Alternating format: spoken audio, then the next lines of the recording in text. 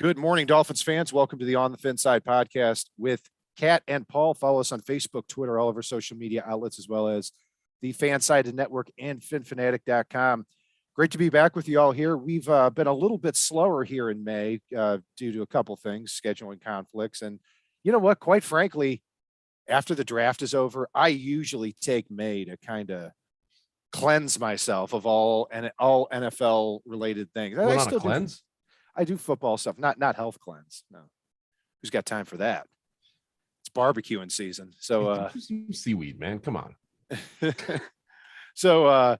No, but I mean, we go really hard at it throughout. I mean, look, from August to early May, we're doing something. We've always got content lined up. We've got, because you go from preseason to the regular season to the playoffs to coaches getting fired or hired, and then right into free agency, the combine, NFL draft. That's 9 months out of the year. So then we're still going to have shows here. Hopefully once a week, we're going to be putting any type of content that we can here together. We're going to today be talking about the 53-man roster and specifically the locks to make the roster as it sits here today. Now, I want to be very clear on this too, that if we don't have somebody on this list, that doesn't mean we don't think they're going to make the team. We're going to have another show on that here probably next week, 53-man roster prediction early on. So, Paul, taking a look here at this exercise here, I'm curious, how many players did you have as locks to make the roster? I've got my firm number. I'm interested in knowing yours because we didn't talk about this beforehand. It's fluctuated for me over the past few days working on this between 34 and 37. I think I ended up at 37 here. I need to add them back up, to be honest with you, because I played with it so much, even this morning. Like it's, there's a couple I agonized over. There's a couple that I'm like, they're more of a salary cap lock than an actual lock for me. But and that's been one that I go back and forth on as far as Chris Greer, because they have shown a propensity at times to say, yep, we're going to eat it, but this guy isn't it. So, right. So you have 37, if I hear you correctly. Yep. I have 38 and I have 6 more that are close. So not like some previous years, not as many roster spots available. And that is a testament to this team has become a lot more talented over the last couple of years. I remember back in 2019, I think we did this show and we probably had like 18 roster locks. It was pathetic. And so, well, and the funny thing is we're in a different scenario now, just to touch on it real quick, where we've got a lot of talent and depth at a lot of positions now, where there are going to be some tough cuts. There are going to be some tough trades that are going to happen at the end of the preseason, or throughout the preseason or throughout the offseason, because Miami is overloaded at some of the positions. So now there are some guys that don't make this roster or make my list as roster locks because, well, not because they're not good, but because they're fighting for their lives as far as that goes. Yeah, I've got 6 or 7 guys here who I've got my 53-man roster in mind. There's 6 or 7 guys that like, wow, somebody's going to get a real steal when the Dolphins cut this guy. So that's how it is. And it's a good situation to be in. So let's go ahead and go down the list here. First at quarterback, obviously Tua Tagovailoa and Teddy Bridgewater. Pretty straightforward there. Yeah, I did hem and haw on Teddy Bridgewater, just because I do, but eventually the fully guaranteed salary locked him in for me. Yeah, just because I know Skylar Thompson has performed very well at OTAs. There was a lot I liked when I watched his tape, but at the end of the day, Teddy's a veteran. Teddy's a veteran backup. You know what you're getting, and on top of that, his salary is $6.5 million guaranteed. Yeah, it's fully guaranteed. So he's 100% on the roster. It's if Skylar Thompson does well and you are fearful of losing him, then you absolutely keep him as the third quarterback. So we'll that'll be one of the fascinating things. That's look, I wasn't huge on the Skylar Thompson pick, but also I don't really care about late seventh round. Like, I mean, there's what's the difference between that and an undrafted free agent? Pretty much nothing. So, and also I was pumped to see that we're going to actually have a quarterback this preseason that we drafted. That's going to get a lot of reps. We're going to be talking about Skylar Thompson a lot here in August, no doubt about that. Running back. Now, you made a spot on comment there about some of these players who were roster locks are not. This is not our roster locks. It's what we think is going to happen. So, running back and linebacker, you've got some guys who that's the amount of guaranteed money that they signed for is going to really come into play. So, at running back, I just had two guys, Chase Edmonds and Alec Ingold at fullback. Now, the other, Raheem Mostert and Sony Michel, I have on my list as close because, look, Raheem Mostert got signed a contract that was 1 year, 2 million, but 1 million guaranteed. If you bring Raheem Mostert in and he has lost a step because of that injury last year, that's when it'd be like, you know what, we're just going to eat the $1 million because he has no other value on the team. He's not a receiver. He's not a blocker. He doesn't do much else. Sony Michel signed a contract, a small contract too, 850,000 guarantee, which is not chump change. But if you bring him in and he's being outperformed, he's the fourth or fifth best running back in camp, you probably cut him too. But as it stands, Mostert and Michel are likely to make the team. But as this is a roster lock show, so I've got two, and that's Chase Edmonds and Alec Ingold. I'm right there with you. Okay. Well, I talked for a while there with the running back. So wide receivers, how many do you have that are locks? I have three. Okay. I think pretty obvious who they are. Waddle, Hill, and Wilson.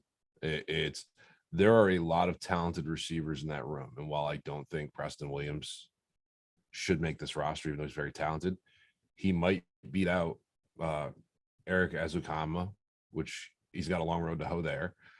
And he might beat out Lynn Bowden.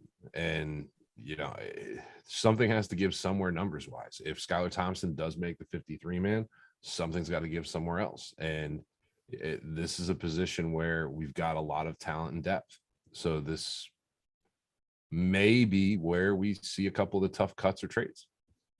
Yeah, I've got your three guys, obviously, Tyreek Hill, Jalen Waddle, Cedric Wilson. I've got Ezukama as a lock. And if you want to know what I was doing all May, it was trying to pronounce his name. That's where I've focused all of my energy. But the reason I have Ezukama as a lock is because he's a mid-4th round pick. And I looked at, if you look at the 4th round, all the 4th round players drafted in the NFL last year, I believe all of them are still with their original teams. He would have to perform very, very poorly in August in training camp and preseason to be cut. And so is he 100%? No, I'm sure he was pretty close for you to be a roster lock. 100%. Yeah. Yeah, I've got 4, and then it's going to be an interesting battle for that 5th and or 6th receiver position there with Preston Williams, with Lynn Bowden, and a few of the other guys here like River Craycraft and Trent Sherfield, who are familiar with Mike McDaniel's offense. So yeah, I've got 4 there. Tight end, I have 3: Mike Gesicki, Durham Smythe, and I don't see a way. I went back and forth on Hunter Long being a lock. I'd be shocked if he ended. I mean, he would have to perform so badly to not make the 53-man roster. Yeah, and I did the same thing with him, and I ended up putting him on my list as well. And with that scenario, so the difference for me between Hunter Long and Eric Ezukama, who I do think makes the roster at the wide receiver position, is behind those 3. You've also got Adam Shaheen, who probably makes it, but you're not going to keep 4, 5, 6 tight ends and fullbacks, and that's where it's very hard to guarantee a roster spot behind those 3. Absolutely, and after with the locks we have, we've got Ingold at fullback, Gesicki, Smythe, and Long at tight end. So there's 4 right there. You probably have Shaheen and Seath and Carter and maybe John Lovett, the fullback, battling for that final roster spot. So yeah, I'm there with you there. Offensive line, I had a lot of guys that were kind of in the middle here, is very close to putting on the locks list. How many overall did you have on the offensive line locks? I ended up with 7. Okay, I had 6. So Teron Armstead, Connor Williams, Michael Dieter, Robert Hunt, Austin Jackson, Liam Eichenberg were my 6. I had Hunt, Williams, Dieter, Armstead. I had Robert Jones. Okay. And then Austin Jackson and Eichenberg, while they may not be my picks, they do both have a lot of ability that this coaching staff did talk about. And again, those are 2 very high picks that still have a decent amount of salary left. And I think the coaching staff is going to see if they can unlock them here. Absolutely. And you also, because their rookie contracts are fully guaranteed. So if the Dolphins cut them, they actually end up losing money. So they would have to be pretty bad to get to that point. I mean, we've seen bad out of Austin Jackson and Liam Eichenberg, but I don't think it gets quite that bad. Yeah. I had Robert Jones on my list too, as being close to, because as a former undrafted free agent, and then he gets into the game last year and against the Patriots and looks very good.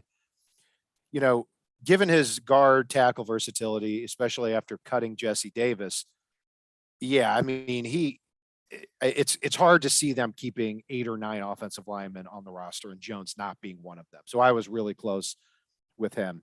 So it's going to be a dogfight for those last 2 spots, though. Mm-hmm. Yeah, it will. And no doubt about it. Greg Little, Solomon Kinley, and a list of other, Kellen Deesh, the undrafted free agent that we talked about from Arizona State. Yeah, a lot of guys. Larnell Coleman, Adam Pankey. It's going to be a huge fight for those last 2 spots. And that's what's going to make August so fun with training camp and with these preseason games. So on the offensive side of the ball, looks like we're on the same page with roster locks. The only difference we have is I've got Eric Ezukama, the wide receiver, as a lock. You have Robert Jones as a lock. So not too much difference here. This show was a lot more interesting back in 2019 when we just had no idea who was going to be on the roster. It was throwing darts back then. So defensive side of the ball. Now, front 7 could get a little weird because it's a, who's an edge player, who's a defensive end, are they an outside linebacker? So we may have to talk through this a little bit more. But as far as let's start out with defensive tackle, strictly defensive tackle. I've got 3 guys making it, or excuse me, 3 guys as roster locks: Christian Wilkins, Raekwon Davis, Zach Sealer, and another guy who was close. How about you? So with how you phrased that, I have 3. And again, it's the way we listed these guys out. And I've got Wilkins, Sealer, and Davis at this point. There are guys close, but again, there's going to be some dogfight for anybody behind them. Right. And you got Adam Butler too, who is in the last year of his contract. The Dolphins, if they wanted to, could cut him and they save $4.15 million. They're out clean on that. So if you get to the end of camp and you have some of these undrafted free agents who the Dolphins signed, nipping at the heels are really impressing, and maybe you give some thought to that.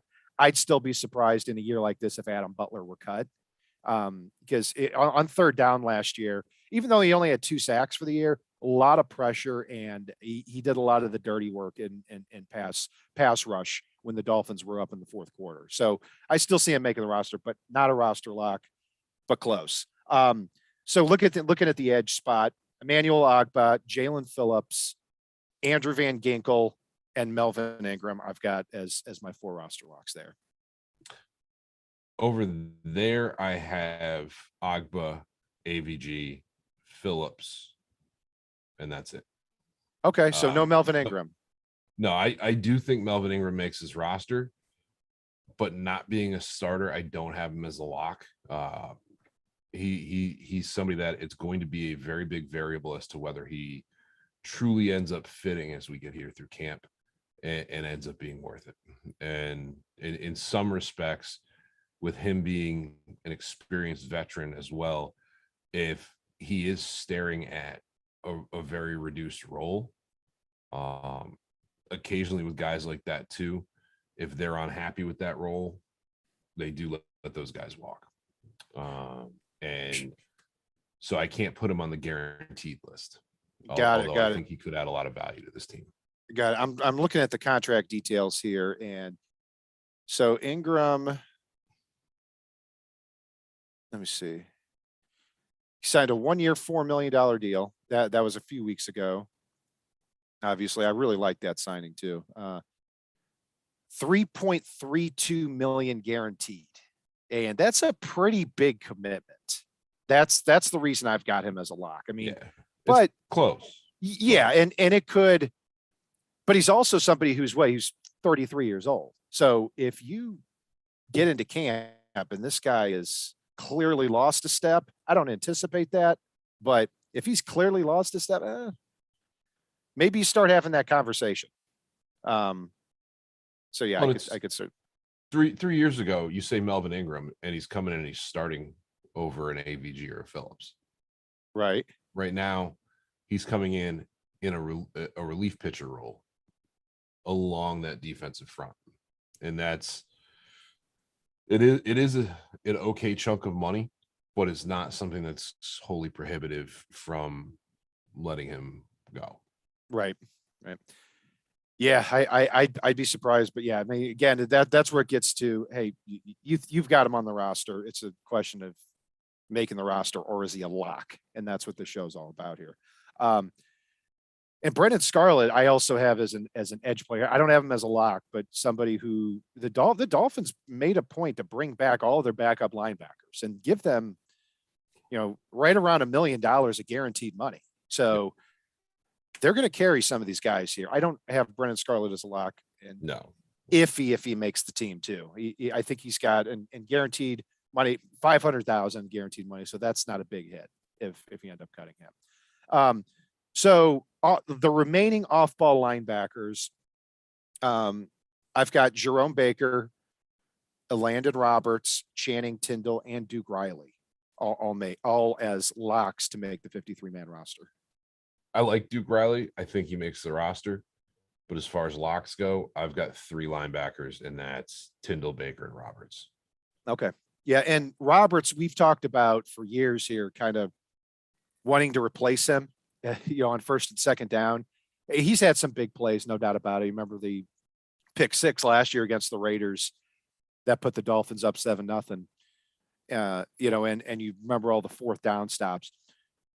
But other than that, very, very feast or famine. I think you've called him the linebacker version of Terrell Buckley, and I think that's very well said. But the Dolphins did bring him back 1 year and fully guaranteed $2.75 million. He's making the roster, unless he's making the roster. No doubt about that. And Duke Wright. He's also a veteran leadership voice, and they've talked about that a lot this offseason. And that's where, for me, I think he's going to be a key cog as a substitute player once Tindall takes over the other linebacker role with Jerome Baker. But he's on a pitch count at this point. Yeah.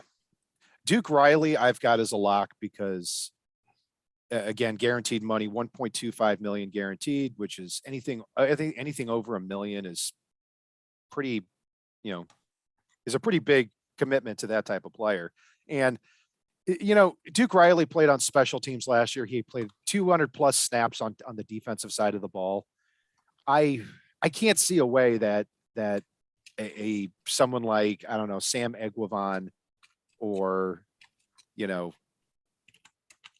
any other of the linebacker, Calvin Munson. I can't see one of them leapfrogging Duke Riley. It'd be a shock to me if that were to happen. Maybe very, very iffy if he's a lock or not, but I did put him on there as the fourth guy.